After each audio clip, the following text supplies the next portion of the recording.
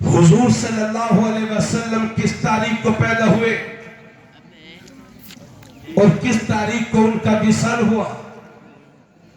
इस सिलसिले में बाज मौलवी आज तक कौम को यह समझा रहे कि 12 रबीउल अव्वल शरीफ को हुजूर की मिलाद का जुलूस ना निकालो,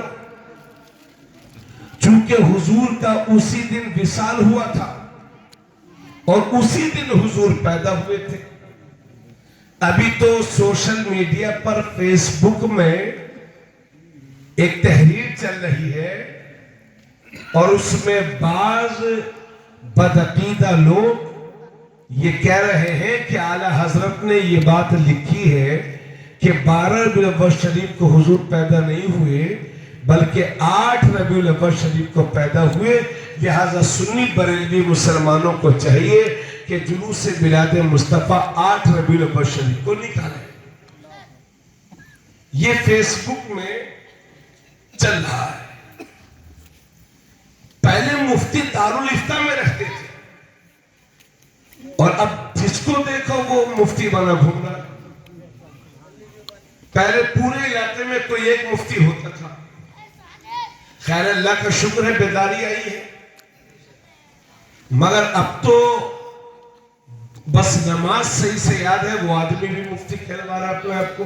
जिसे देखो वो मुफ्ती, जिसे देखो वो मुफ्ती। अरे कम से कम बुखारी शरीफ तक पढ़े हो तो गनीमत है। 2-4 जमातें पढ़ी वो भी मुफ्ती। इमला तक ठीक नहीं है वो भी मुफ्ती। यह हाल है। तो मेरे भाइयों में बहुत बड़ी बात बहुत आसान लफ्जों में आपको बताने जा रहा हूं।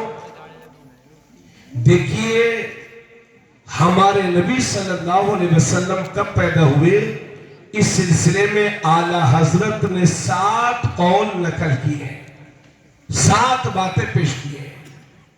चूंकि आला हजरत बहुत बड़े मुहद्दिस हैं और मुहद्दिस का काम यह होता है कि वो जो भी बात पेश करे वो तहकीक से पेश करे। तो आला हजरत ने 7 कौल नकल किए हैं। एक कौल आला हजरत फरमाते हैं कि हुजूर सल्लल्लाहु अलैहि वसल्लम कब पैदा हुए, इसमें बहुत इख्तिलाफ है।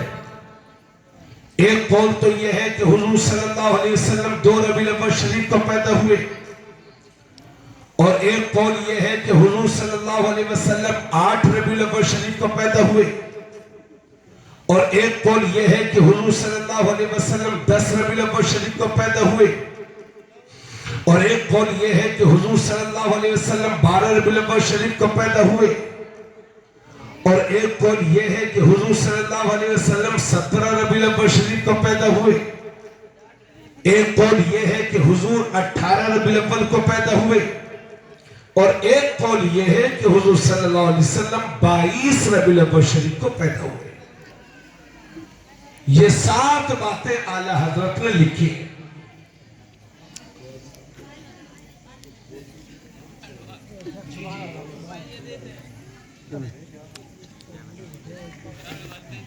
लेकिन आला हजरत ने यह भी लिखा है कि जमहूर मुसलमानों का यानी दुनिया के अक्सर मुसलमानों का जो अमल है वो 12 रबीउल अव्वल शरीफ को खुशी मनाने का है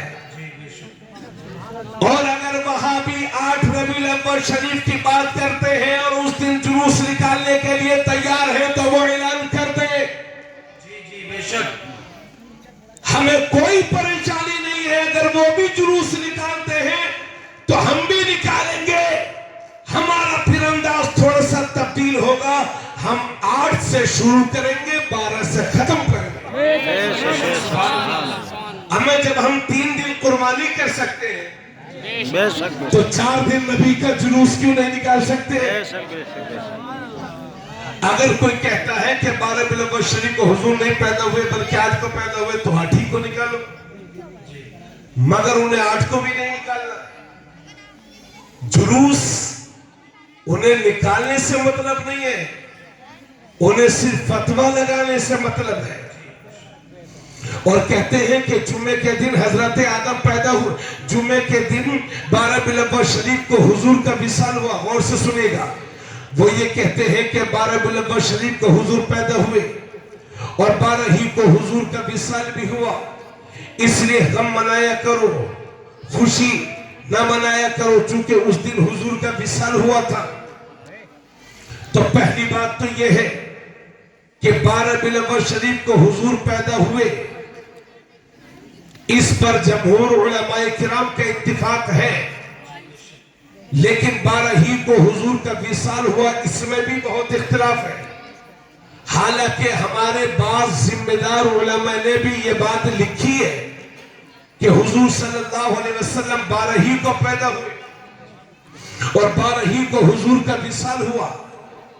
तो अगर 12 ही को हुजूर का विसाल हुआ है और 12 ही को हुजूर पैदा हुए हैं, तो ये भी तो सुन लो कि हजरत आदम जुमे के दिन पैदा हुए हैं और जुमे ही के दिन उनका विसाल हुआ है। यह हदीस शरीफ की कई किताबों में है। जुमे के दिन हजरत आदम पैदा हुए और जुमे के दिन ही हजरत आदम का विसाल हुआ। लेकिन एक तीसरी हदीस में है कि जुमे के दिन को हफ्ते की ईद बना दिया गया है।